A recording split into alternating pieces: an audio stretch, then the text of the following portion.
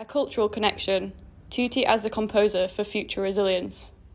No person has the right to dictate what other people should perceive, create, or produce, but all should be encouraged to reveal their perceptions and emotions, and to build confidence in the creative spirit.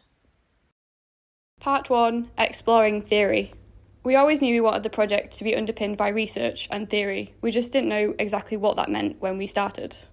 From the very beginning, we aimed to celebrate the culture, which even in early iterations of perspectives meant giving the people a platform to watch life taking place.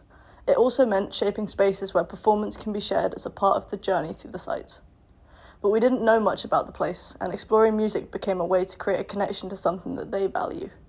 This understanding of music would eventually lead into a creation of a network across the site.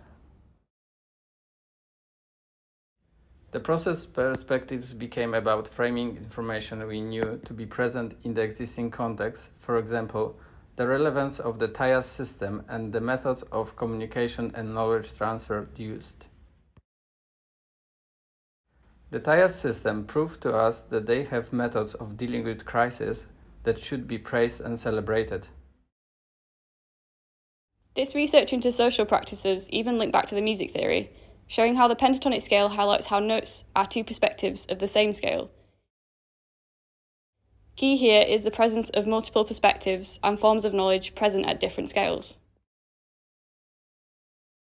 Our initial perspectives further became about capturing a moment in time and presenting the theory hidden in the building elements, showing how they deal with issues including flooding.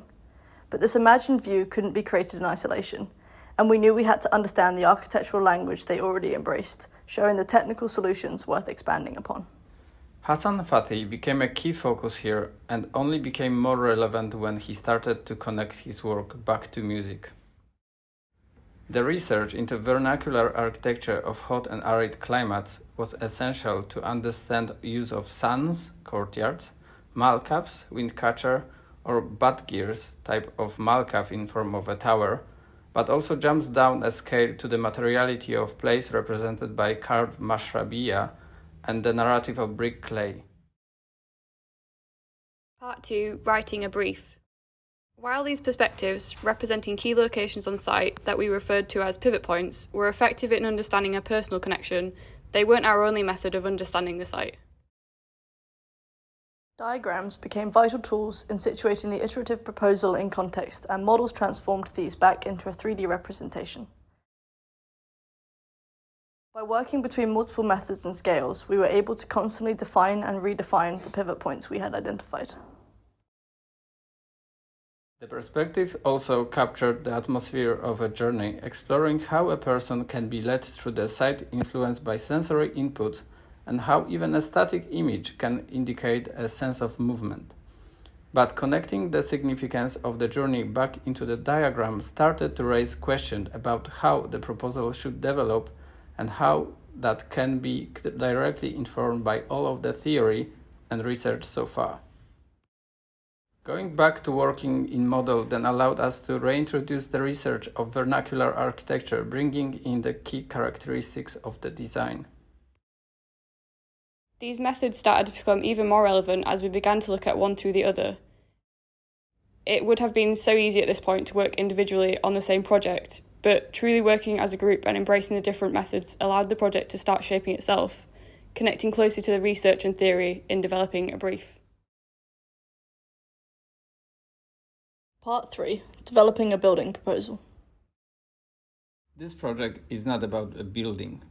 This is about a process, a learning opportunity, and a way of working that eventually led to a building.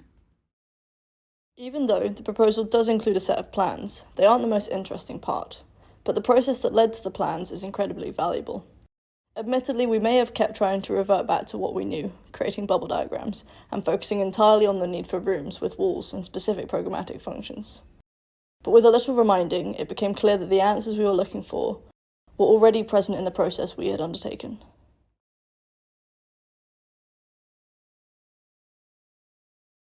These models created could directly be turned back into diagrams, which using knowledge of methods in vernacular architecture could start to shape spaces that surround a series of courtyards.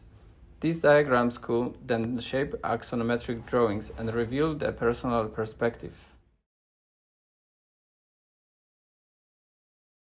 So while we may have images that show a view of a courtyard that is situated in the main pivot point and surrounded by programmatic functions such as an archive centre and community meeting point, these images were directly revealed through all the methods we used, showing how different working methods combine and continue to embed earlier research. We created representations of the view into the testing grounds, but these were developed directly from design gestures.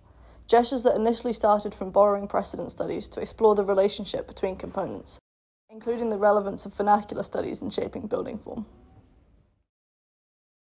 We also showed the experience of space with a look towards the staging area. But this isn't about the final image, it's about the iteration that began to define key elements.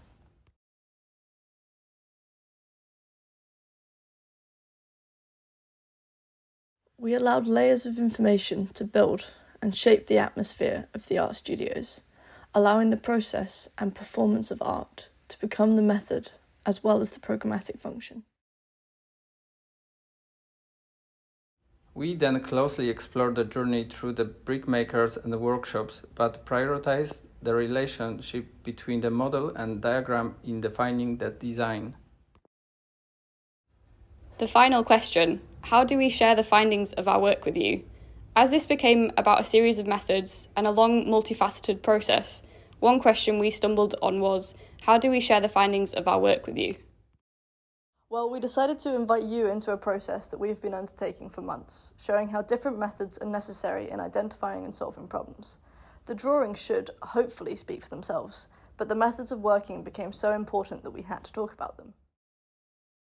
We are incredibly proud of what we are showing, but it is how we got there, from the urban strategy proposal to a building proposal, that taught us the most. The work highlights how layers of knowledge form to create the final image that you see, how multiple voices and perspectives combine to create a methodology that responds to the site. This process led us to a building, and it can lead the people of Tuti Island to their own proposal. We combined our chosen methods and our specific skills and knowledge to test potential outcomes, eventually leading to a building form that could have been different had we used different methods. But this is exactly what the people of Tuti Island can achieve. They have the skills and knowledge they need. We are just choosing to remind them how valuable these methods are and how effective they can be when combined. So, it is not our place to determine what others should value, design, or build, but we can encourage others to explore their ideas and celebrate their skills and knowledge, to build confidence through a cultural connection, allowing Tuti Island to become the composer for future resilience.